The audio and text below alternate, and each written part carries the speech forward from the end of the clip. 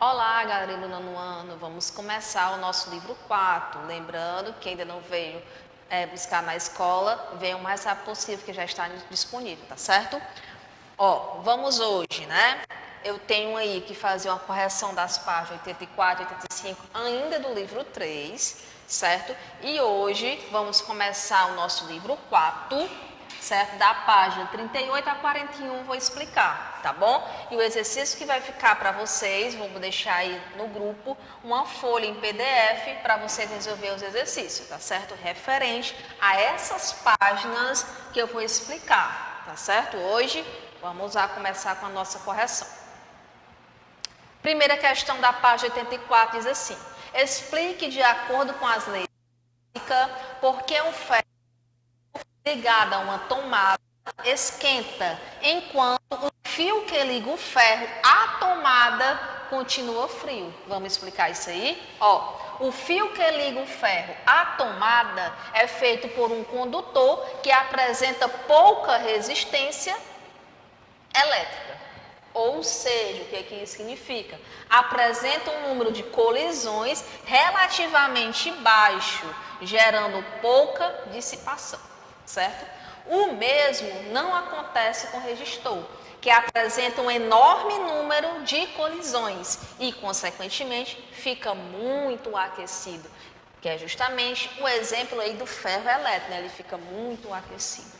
Vamos para a segunda, na mesma página. Na conta recibo emitida pela Companhia de Energia Elétrica, é mencionado o consumo de energia elétrica de uma residência ou de uma empresa em certo tempo. Essa menção é feita em quilowatts por hora, o item é.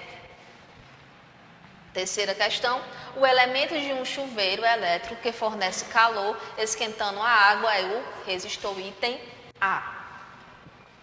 Quarta questão, associe as grandezas abaixo com as respectivas unidades. Carga elétrica, Combi. Intensidade de corrente elétrica, ampere. Diferença de potencial, volt. E potência, watts. Certo? Vamos próxima. Quinta, um banho de 10 minutos no chuveiro de potência 4.000. Despende um consumo de energia elétrica de quantos joule? Vamos lá, a fórmulazinha a ser utilizada. Vamos primeiramente os dados que a questão nos fornece. Ela fornece o tempo, que é em minuto.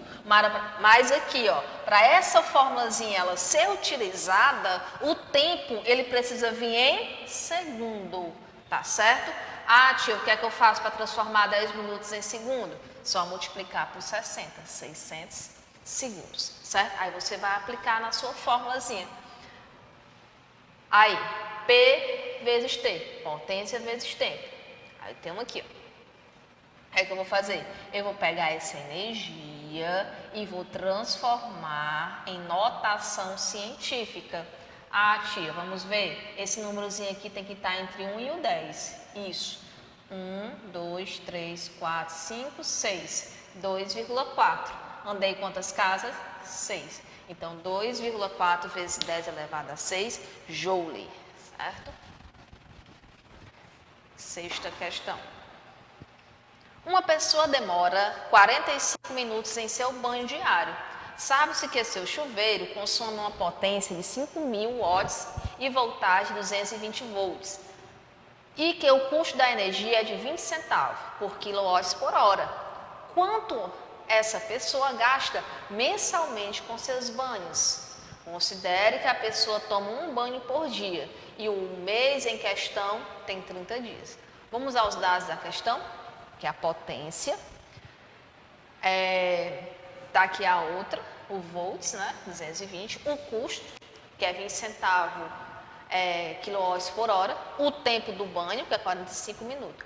Por mês, né? A pessoa fica um mês com 30 dias, né, já que ele fala aí na questão, 30 vezes 45, 1.350 minutos, que é equivalente a 22,5 horas no banho. Então, a energia gasta nos 30 dias será, vamos ver aqui, a fórmulazinha da energia, potência vezes o tempo, multiplicando 102,5 kW por hora. O custo desse consumo, você vai pegar aí o custo que ele falou, né, que é 20 centavos, multiplica. Esse consumo aqui, ele vai pagar R$ 22,50, certo? Sétima questão, um fio condutor de seção constante é percorrido por uma corrente elétrica constante de 4. Calcule o número de elétrons que passam por uma seção reta desse fio em minuto, dado da carga elemental, menos 1,6 vezes 10 elevado a menos 19 coulomb. Olha os dados. Temos aí a intensidade de corrente elétrica, que é em ampere, que é 4. A energia, que é o módulo, né, para tirar esse negativo, que é 1,6 vezes 10 elevado a menos 19. E a variação no tempo, que é 1 minuto, que é equivalente a 60 segundos. Aí você vai aplicar nessa fórmulazinha aqui, para encontrar a intensidade de corrente elétrica, certo? Tá aqui, ó, vem para cá. Aí, no caso, você vai substituindo a letrinha aí, 4, a variação da quantidade de cargas, né, que é em coulomb, você vai colocando, e a variação do tempo, que é 60, certo? Aí você vai encontrar no final, aqui no final, você vai multiplicar os meios pelos extremos, aqui, ó. Mas antes multiplique 4 vezes 6, para você encontrar o valor da letrinha N, que é o que a questão quer, tá certo? Que é 1,5 vezes 10 elevado a 21 elétrons. Só a aplicação de fórmula. Agora, de olho na prova, a primeira questão, ó, o gráfico da figura representa a intensidade da corrente elétrica em um fio condutor, em função do tempo transcorrido. T. Calcule a carga elétrica que passa por uma seção de condutor nos 2 primeiros segundos. Aí tem a mesma fórmula da questão anterior, que você vai precisar da intensidade de corrente elétrica, quantidade de carga e o tempo, certo? Só aplicar na fórmula, gente, ó. Lembrando aqui, já que ele quer a variação aqui, ele quer saber a quantidade de cargas, né? Ó. Multiplicando aqui os meios pelos extremos, ó, certo? Aí você vai multiplicar a variação do tempo vezes I, que vai ser igual a quantidade de carga, certo? 4 vezes 2, 8. Já que o inverso da divisão é a multiplicação, né?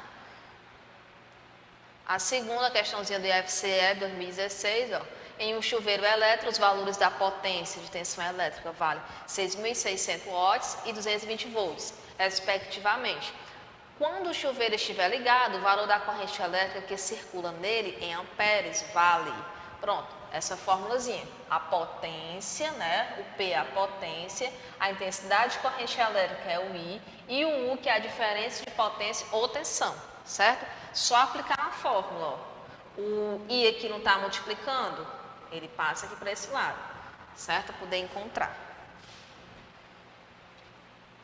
A terceira, do mesmo jeito, aplicando a formulazinha, a energia consumida deve ser a mesma dos dois casos. Lembrando aí, viu, que dos dois casos, a energia consumida ela é a mesma. Então, a variação do tempo será de 20 dias, certo? Agora, vamos para o nosso livro 4. Pronto, vamos começar aí, ó, nesse livro 4, nós vamos aprender o quê? Eletricidade, magnetismo, ímã e suas propriedades, a parte do campo magnético, o campo magnético da Terra e a indução eletromagnética.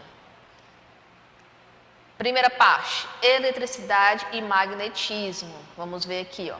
Em 1831, um cientista experimental fez uma descoberta que mudaria o rumo não apenas do âmbito científico, mas da história do nosso planeta. Aí aqui nessa parte, gente, tem um processo de imitação. Você vai ver aqui bem direitinho. Vou colocar aqui para vocês agora. Preste atenção que é bem interessante. Imitação por efeito. Uma lâmina de aço pode ser magnetizada ou imantada permanentemente ao ser atritada por um ímã. Para isso, deve-se atritar o ímã sempre com o mesmo polo, norte ou sul, e sempre no mesmo sentido, como mostrado na animação. Após algumas repetições, a lâmina torna-se também um ímã permanente. Imantação por indução. Um material ferromagnético pode se comportar como um ímã apenas por estar mergulhado no campo magnético de outro ímã. Ele se torna um ímã, mas não permanente, pois volta a ser um material comum ao se afastar corrente elétrica. Enrolando um fio condutor sobre uma barra de ferro e ligando as extremidades do fio em uma pilha ou bateria. A corrente elétrica que vai passar pelo fio vai gerar um campo magnético por dentro da espira, um campo magnético que vai passar por dentro da barra de ferro, tornando-a magnética. A barra, então, vai se tornar um ímã, ou melhor, um eletroímã. Em certas situações, a barra pode até mesmo se tornar um ímã permanente. Pronto, vídeo bem interessante que está presente aí no RA de vocês, certo? Deixa eu dar continuidade aqui. Ó, ímã e suas propriedades. Vamos ver aí as propriedades do ímã, que se encontra aí na página 39, tá certo de vocês? Nós vimos aí nessa apresentação a parte de imantação, né? O que é a imantação? Pelo vídeo aí que foi apresentado, que é o RA de vocês, está falando que é o processo pelo qual um objeto adquire propriedade magnética, que vocês acabaram de ver aí nesse vídeo, certo? Aí nessa parte tem um ímã, né? O ímã e suas propriedades. Aí tem a parte aqui de imantação, que foi justamente o que foi apresentado, bem apresentado aí nesse vídeo, né? Quais são os três principais processos de imantação? Por atrito, como foi visto, por indução e por corrente elétrica, certo? Aí, no sentido magnético, os materiais se dividem basicamente em três classes, que é o ferromagnético, o paramagnético e o diamagnéticos, certo? Que nesse caso aí, o diamagnético, na presença de um campo externo, a magnetização desses materiais é fraca e é imperceptível. Exemplo, a água, madeira e o plástico. Nós temos aí também ó, a parte do campo magnético, que já se encontra na página 40 do livro de vocês. Vamos ver aí o que é que se trata esse campo magnético. Aí fala aí, ó. Ao manusear dois ímãs, pode-se perceber que dependendo de como os aproximamos, eles se repelem ou se atraem. Acredito que vocês já tenham manuseado os ímãs. Tal fenômeno acontece porque todo ímã ele é composto de dois polos. Viram aí no vídeo? O norte e o sul. Ao aproximarmos dois ímãs, percebemos que os polos com nomes iguais, ele faz o quê? Repelem. E os polos com nomes diferentes, certo? Semelhante ao que foi estudado na parte lá de eletricidade, se vocês se lembram. Aí, a atração e a repulsão entre ímãs acontece por causa do quê? Do campo magnético, certo? Que eles produzem à sua volta. Aí, de maneira geral, o campo magnético em torno de um ímã tem um desenho, como mostrado aí ao lado, ó, vocês observaram. As linhas do campo podem ser representadas como saindo do polo norte e entrando no polo sul, certo? Como está aí na imagem, ó, formando aí essa imagem. Vamos observar aqui mais embaixo. É interessante notar, gente, que um campo de força ele está relacionado com uma força que depende da distância. Para que haja força gravitacional, é necessário o quê? Que existe um campo gravitacional, certo? Tudo que tem massa, gente, produz um campo gravitacional em torno de si. Por isso, tudo que tem massa vai acontecer o quê? Se atrai, certo? Já para a força elétrica, é necessário que haja o chamado campo elétrico, certo? Todas as cargas, elas produzem em torno de si um campo elétrico. Por isso é possível que exista força de atração ou repulsão eletrostática. Agora, para que exista uma força de atração ou repulsão, né, magnética, é necessário que haja o quê? Um campo magnético, como está bem aqui, ó. O campo magnético, tá certo? No campo magnético, né, temos aí o polo norte e o polo sul. Descendo. Ó, o campo magnético da Terra. Temos aqui o primeiro, ó. Tales de Mileto observou a capacidade que as pedras de magnetita apresentam de atraírem umas às outras. Tem outro aqui, ó. Os chineses já eram capazes de fabricar ímãs. O outro, o Gilbert, físico médico da rainha de Inglaterra, escreveu sua obra de magnética. O outro aqui, Gauss, um astrônomo matemático e físico alemão, mede pela primeira vez a intensidade do campo magnético terrestre. Desde então, as medidas têm sido exaustivamente repetidas. O outro aqui, ó, Joseph, físico e matemático também, propôs a teoria do dinamo. Aí, após aqui, nós temos a parte do campo magnético da Terra, certo? Tia, onde é que se encontra isso aí no nosso livro? Na página 41, certo? Vamos ver aqui um pouquinho o que é que fala. A Terra, ela tem um campo magnético semelhante ao campo mostrado por um ímã em barra, que a gente viu usar no vídeo.